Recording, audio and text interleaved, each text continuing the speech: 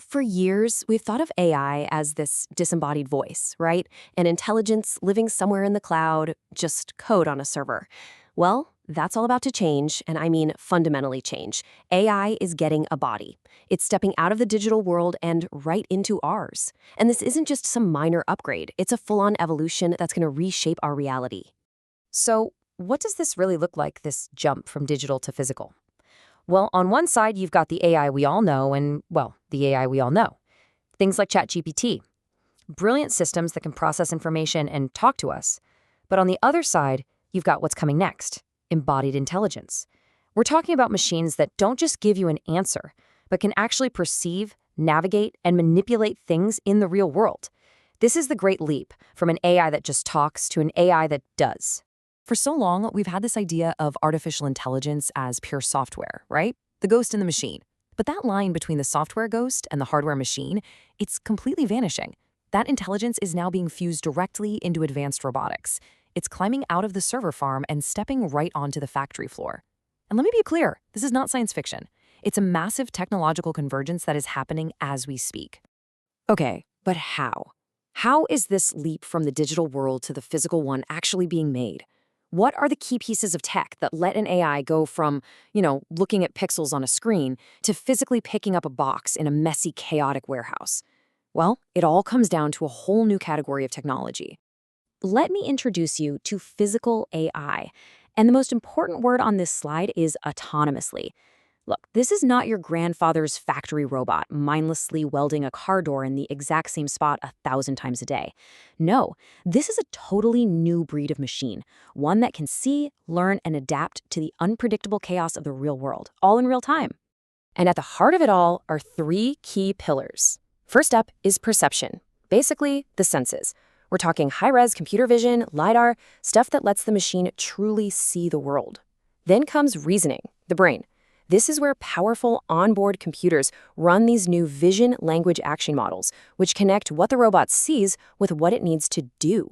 And finally, you have action, the actual body with all the motors and actuators that carry out the decision. It's this perfect loop of see, think, do that creates true physical intelligence. But here's the thing. This isn't just theory or some cool lab experiment. This technology is already out there, right now, being deployed at a massive industrial scale. And it is quietly revolutionizing some of the biggest industries on the entire planet. I want you to just picture this for a second. A warehouse the size of a city block, operating in total darkness and complete silence. Inside, an army of robots is silently and efficiently picking, packing, and shipping orders 24/7. These are called dark warehouses. And that quote you see, that's a real-world record. By getting rid of the need for light or heat or even air conditioning, companies are saving over 70% on utilities. And they're doing it with nearly perfect accuracy. And it's not just about these specialized little bots either. We are seeing the actual commercial rise of humanoid robots. I mean, look at this. Agility Robotics Digit is already working in warehouses for Spanx and GXO Logistics. BMW is testing humanoids to handle really complex tasks right on its assembly lines. And Amazon, a true pioneer here, they just deployed their millionth robot. These machines are tackling jobs we once thought were way too complex for any kind of automation. This whole revolution isn't stuck inside four walls either. It's hitting our highways. Aurora Innovation is already running the first fully commercial autonomous trucking route, hauling actual freight between Dallas and Houston. And this isn't some test program. This is business. It's fundamentally rethinking the economics of our entire supply chain, making everything faster and more efficient. But okay, let's ground ourselves in reality for a minute. While the potential here feels absolutely limitless, we're still in the pretty early days. Reports from industry experts show that right now, today, there are really only 3 areas where this tech has proven repeatable and profitable deployments at scale: manufacturing, logistics, and material handling. The robots are starting with the dull, dirty, and dangerous jobs first. So, with all this incredible progress, you'd think it's a straightforward story of success, right? The technology is here, everybody wins. But the data reveals something else entirely. There's a huge and very costly gap between the promise of AI and the reality of getting it to work for most companies. Get this, a staggering 80% of enterprise AI pilots never actually make it into full production. Just think about that for a second. The tech works great in the lab, but for 4 out of every 5 companies that try it, it fails to scale up. And that points to a much deeper problem. It's not about the technology itself, it's about the organizations trying to use it. So why the massive failure rate?